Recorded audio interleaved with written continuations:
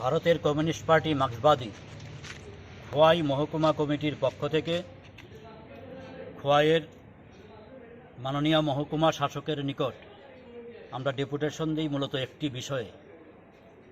সম্প্রতি একটি বিষয় আমাদের নজরে আসে। ত্রিপুরা সরকারের ফুড ডিপার্টমেন্ট গত শারদোৎসবের আগে একটি বিজ্ঞপ্তি প্রকাশ করে যে সেপ্টেম্বর এবং অক্টোবর মাসে এই সময়ে রেশন শপগুলির মাধ্যমে আটা, ময়দা, সুজি, চিনি ইত্যাদি দেওয়া হবে। আমরা লক্ষ্য করলাম আমাদের খোয়াই মহকুমায় সেখানে আটা দপ্তর বলছে যে দপ্তর থেকে দেওয়া হয়েছে, কিন্তু খোয়াই মহকুমার কোনো রেশন শপে সেখানে আটা পাওয়া যায়।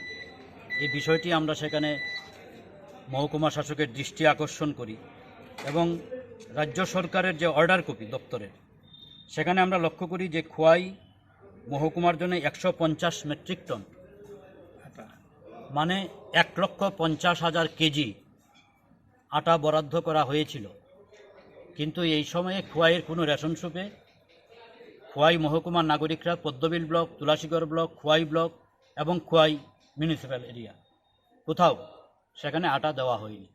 এই বিষয়টি আমরা সেখানে নজরে আনি এবং প্রয়োজনীয় তদন্ত করবার জন্য সেখানে আমরা অনুরোধ জানাই।